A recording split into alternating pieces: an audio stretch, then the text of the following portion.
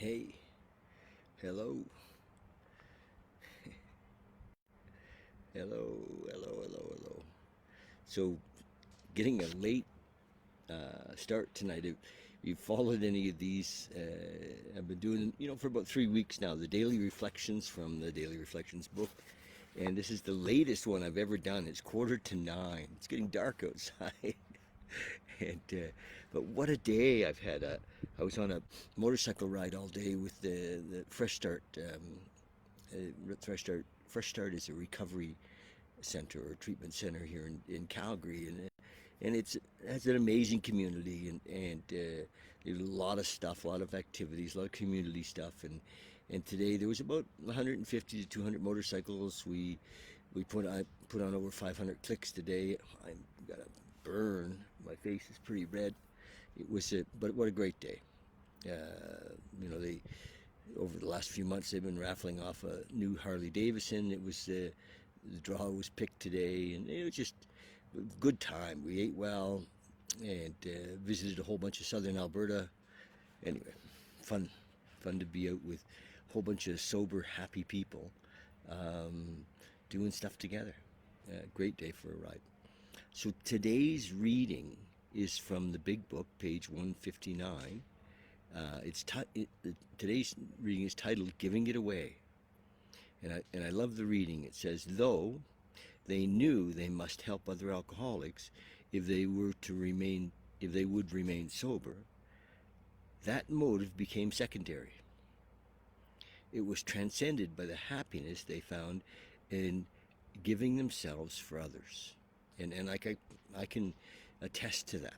I can attest to that. Yes, it is a fact that, to keep the gift, we have to give it away. Yes, it is a fact. But that soon is not the motive. It's just, we love to do it. Those of us who have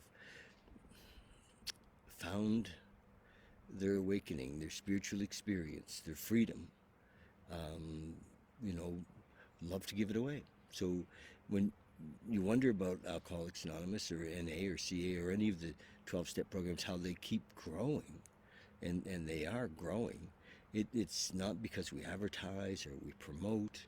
We give it away. And it's one person, one-to-one, one-to-one, all the time. And, some of us are lucky enough to have multiple sponsees and be able to work with lots of people, but it's still one-to-one. And that's when it happens. We read the book together. We help people go through the steps. We share our awakening. It's beautiful. And then it says, those words, for me, refer to a transference of power through which God, as I understand him, enters my life, through which God, as I understand him, enters my life. Through prayer and meditation, I open channels. Then I establish and improve my conscious contact with God. Yes. Through action, I then receive the power I need to maintain my sobriety each day. And that's the deal. By maintaining my spiritual condition, by giving away what has been so freely given to me, I am granted a daily reprieve. So that is the deal. That is the deal. Look, I got to show you this, you guys. It's my dogs. Look at them. Hey, guys.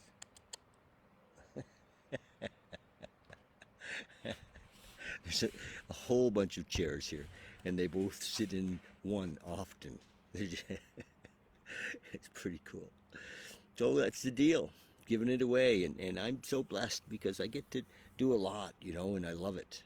I love it. I'm kind of at an age where, you know, I'm in a time when I get a check every month from the government, and doesn't quite cover everything, but the rest just kind of comes as needed, and so I get to work full time doing this, mostly full time doing this, and I love it.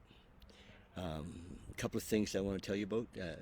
We have a big book study starting on the 1st of September, which is a Friday night, and that's a study group, and we'll be studying, the text of Alcoholics Anonymous.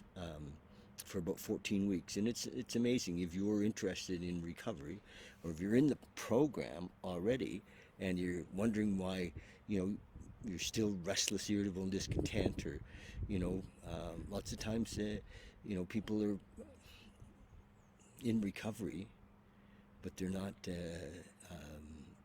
getting it.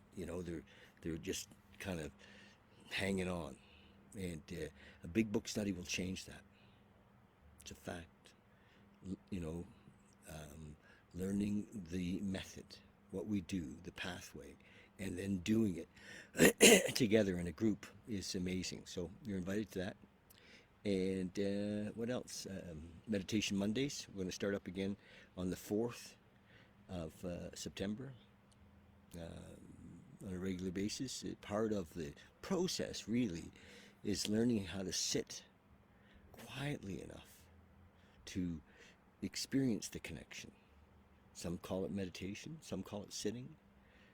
And so in that Monday night, we also look at some of the things that separate us, some of our behaviors, some of our beliefs, some of our attachments, some of our